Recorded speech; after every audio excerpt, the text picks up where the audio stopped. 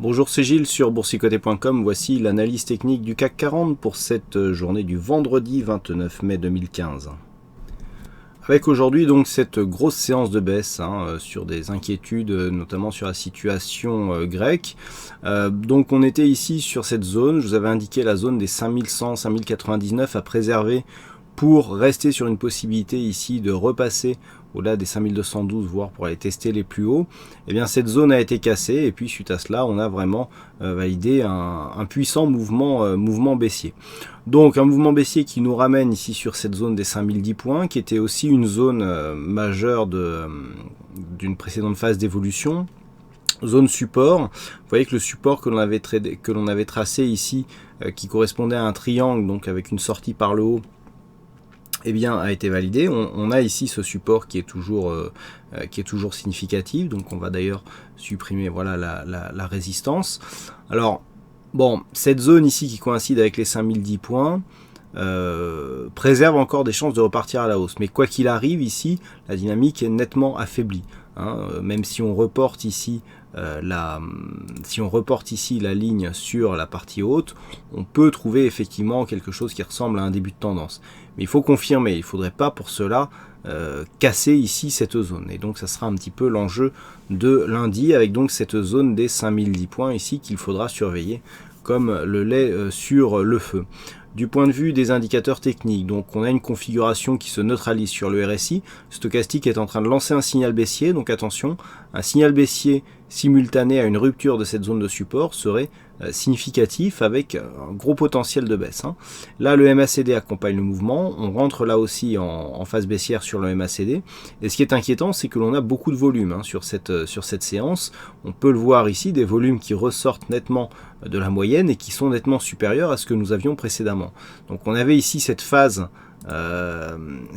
ici qui manquait de dynamique, on a souvent parlé de manque de dynamique ici sur cette phase, et là sur une première alerte baissière, si j'ose dire, eh bien on marque de gros volumes, ce qui nous montre qu'il peut y avoir de la conviction sur ce mouvement. Attention, on n'est pas descendu ici par manque de contrepartie acheteuse, on est descendu car il y avait une volonté, une conviction vendeuse. Donc là, attention, sur rupture de ce support, sur rupture des 5010, on pourra aller chercher des points bas beaucoup plus éloignés. Donc, avant d'aller plus loin, vu que nous sommes vendredi, je vous propose une vue hebdomadaire. Alors, sur la vue hebdomadaire, par contre, les choses sont assez différentes. Vous allez voir pourquoi je vous montre cette vue maintenant, avant de terminer sur la vue journalière. Voilà, donc on a ici la phase de hausse, et on a ici cette phase de consolidation. Si l'on regarde bien, la configuration ici, avec le stochastique, avec le RSI, avec le stochastique qui sort de la zone de surachat, nous montre une phase de consolidation. La phase de consolidation qui avait été anticipée trop tôt par le MACD, puisqu'elle avait été anticipée ici sur cette bougie, donc au début de celle-ci. Alors il est vrai que depuis, on est ici sur une dynamique neutre, c'est important. Du point de vue des volumes, même si dans cette dernière journée de la semaine, on a marqué des volumes supérieurs à la moyenne, ça ne suffit pas pour étoffer la semaine complète. Vous voyez qu'on a des volumes inférieurs à la moyenne en hebdomadaire. Par contre, on regagne en volatilité. Alors ce qui est intéressant de constater, je le dis souvent, on a souvent de la volatilité faible sur les phases de hausse et de la volatilité élevée sur les phases de consolidation. C'est tout à fait ça.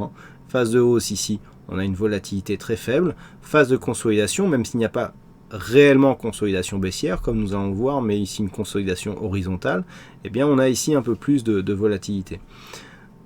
Toute cette configuration ne donne pas réellement un mouvement de retournement. Et là, on va parler de la tendance moyen terme. Ce que nous avons, c'est tout simplement une phase de hausse qui est impulsée ici par, je dirais, des anticipations d'un QE, puis par sa mise en place. Donc on monte ici, et depuis début avril, on est ici sur un range. Et lorsque l'on se rapproche, eh bien ce range est défini par un indicateur technique bien connu, le retracement de Fibonacci à 23,6%. Regardez, on a ici donc le franchissement, cette zone était déjà une zone de support intermédiaire, on le voit bien sur cette phase. On vient ici marquer le plus haut, ensuite on consolide. On valide un contact ici avec ce 23,6, et depuis on vient à chaque fois que l'on vient l'attaquer, déjà on a clôturé très proche de cette zone il y a 2 semaines, on a ouvert sur cette zone la semaine dernière, on est remonté, et puis en redescendant, on revient clôturer sur cette zone. Et précédemment, le plus bas était déjà sur cette zone. Donc on voit bien que c'est cette zone de retracement à 23,6% qui fait office, je dirais, de support. Ce retracement des 23,6%, tant qu'il n'est pas cassé d'une manière significative, qu'est-ce qu'il veut dire? Que nous sommes dans une phase de consolidation horizontale. C'est toujours la même chose, c'est sur une rupture du 23,6 à la baisse que l'on valide une phase de consolidation baissière. Tant que le 23,6 n'est pas cassé d'une manière significative, là on a surtout des tests, eh bien on est sur une consolidation horizontale. Donc si d'après le retracement de Fibonacci, sur cette vue moyen terme en hebdo, si on venait à casser ici d'une manière significative, alors vous me direz oui mais là on l'a cassé, effectivement on l'a réintégré. Alors maintenant si c'était cassé puis validé en clôture, l'objectif se situerait ici à 4822, c'est un objectif dont nous avions déjà parlé. On y revient, donc cet objectif n'a pas été abandonné, simplement qu'on attend ici une rupture significative des 4998 points. Et puis tant que l'on est au-dessus de cette zone, eh bien, suite à une consolidation horizontale, en général la tendance reprend, et la tendance reprendra sur une rupture ici haussière des 5283 points. Donc les zones à surveiller d'un point de vue moyen terme, c'est 1, la zone de point haut ici, ça n'a échappé à personne et je dirais tout le monde surveille cette zone. Sur une rupture haussière, on relancerait la dynamique moyen terme. 2, la zone ici des 23,6%, donc 4999 points. Sur 4999 points, on valide un début en consolidation. Premier objectif sur 4822 points. Voilà donc pour les points hebdo. Et lorsque l'on revient en journalier, eh bien on retrouve ces points. La zone des 4998 points, c'est cette zone ici, la zone des quasiment des 5000 points. Donc on a une zone ici de support à 5010 points qui se situe juste au-dessus. Voilà, on a ici une zone qu'il va falloir surveiller. Cette zone a déjà été franchie, on l'a vu ici sur cette phase. À chaque fois on est remonté donc pour la semaine. Mais si on venait à la retester une seconde fois depuis la phase de consolidation, nul doute que la cassure devrait être plus importante. Par contre, d'un point de vue court terme, c'est désormais ce point bas significatif qui se situe à 4874,90 qu'il faudra surveiller à la baisse, car si après cette bougie on venait casser ici ce point bas, eh bien on aurait une succession de points hauts significativement baissière et une succession de points bas baissière aussi, et donc d'un point de vue moyen terme, on commencerait à basculer dans une tendance baissière. Donc ça, c'est dans les prochains jours. Donc je vous ai donné 4822 sur la vue daily. Attention, un franchissement ici de cette bougie nous ferait basculer en tendance baissière moyen terme. Pour lundi, alors comment synthétiser tout ça? Je vous l'ai donné, la première zone, 5010 points. On a une zone ici, entre 5000, 5010 points. 5000, on sait pourquoi, c'est le retracement des 23,6, 5010 points, et puis cette oblique. Lundi, cette zone ici sera la zone charnière. Si on venait par exemple à ouvrir un gap et à ouvrir sous cette zone, attention, les risques d'accélération seraient très grands et on pourrait descendre très rapidement. Tant que cette zone est préservée, tant que l'on sent que cette zone reste support, toujours possible ici d'avoir un rebond technique qui nous emmènerait vers la zone des 5212 points. Sur un élan, je dirais sur un rebond suite à un support, le but c'est de continuer sur la tendance, donc l'objectif sera un nouveau plus haut en tendance et si possible donc avec appui sur une zone de résistance significative. Donc zone à surveiller ici, 1, zone 5000-5010 points, et 2, tant que l'on monte ici et notamment on commencera à parler de cet objectif sur une rupture haussière des 5099 points, l'objectif reste ici la zone des 5212 points, zone qui avait déjà été précédemment définie. Voilà donc ce que l'on peut dire sur cette analyse technique du CAC 40. Alors aujourd'hui il y a eu un fixing, c'est Bono qui gagne sur cette session, donc bravo à toi Bono. Et donc en ce qui concerne les statistiques, alors les statistiques sont sorties, voilà.